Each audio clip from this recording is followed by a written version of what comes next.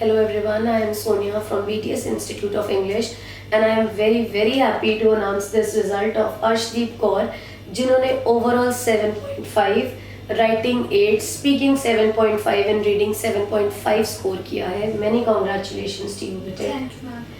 अर्श, आपके रिजल्ट में एक खास बात है और वो खास बात ये है कि आपने इससे पहले 2 अटेम्प्ट्स दिए हुए हैं जिसमें सब मॉड्यूल्स में, बल्कि मुझे याद है आपके एक बार तो तीनों मॉड्यूल्स में 9 ईच भी आए थे एक्सेप्ट देन योर स्पीकिंग.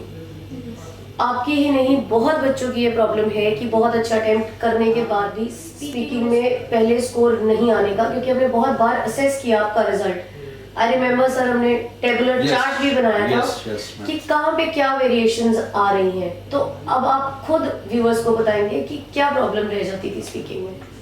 मेरे को बहुत डर लगता था वहाँ पे एंड मेरी आवाज़ पतली थी.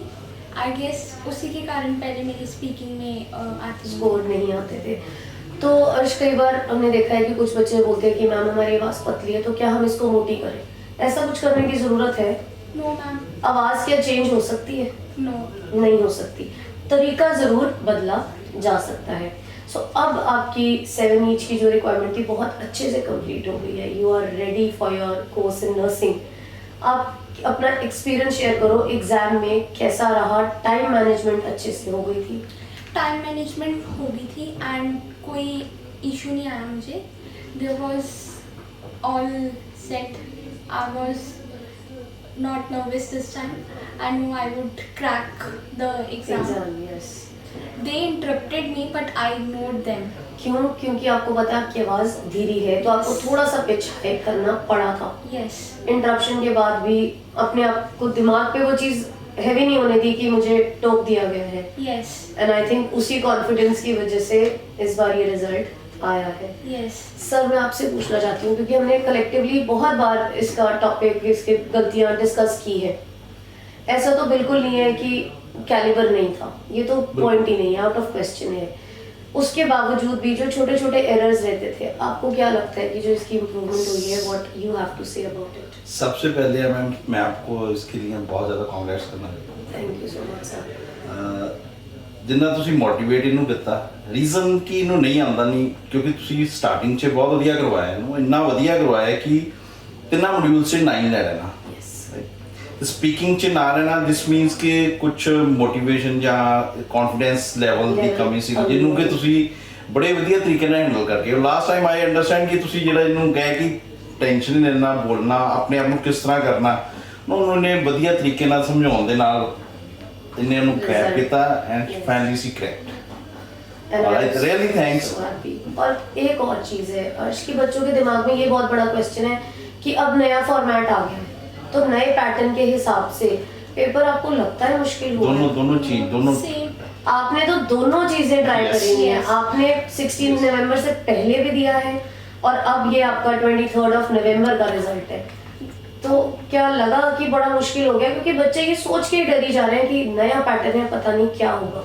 कोई इतना बड़ा चेंज नहीं है, बस टाइम में रिडक्शन है.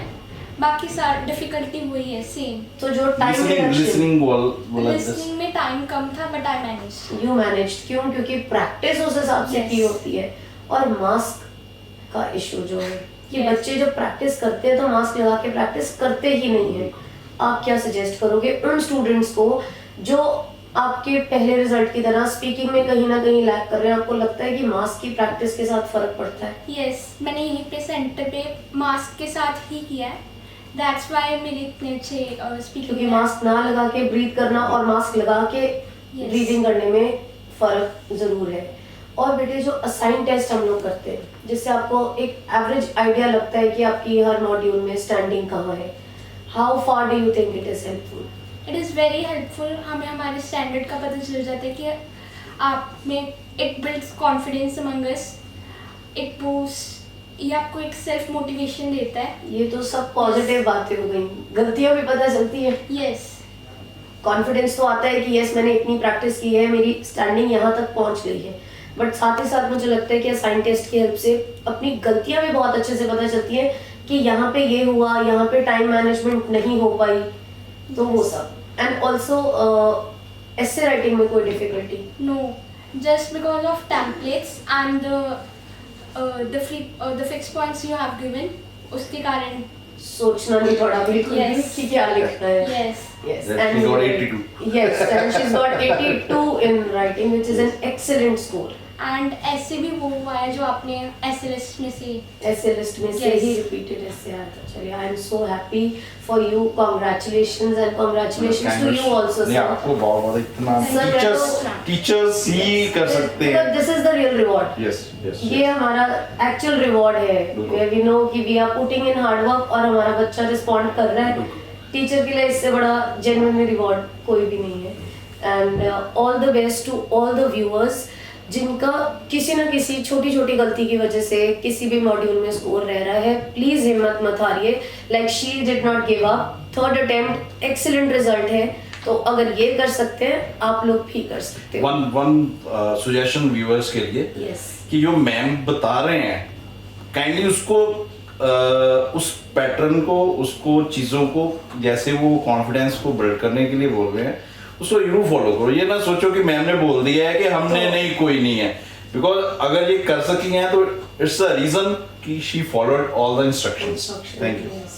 Thank you so much, sir, Thank for you. your appreciation. Congratulations to you. Thank Thank you. you.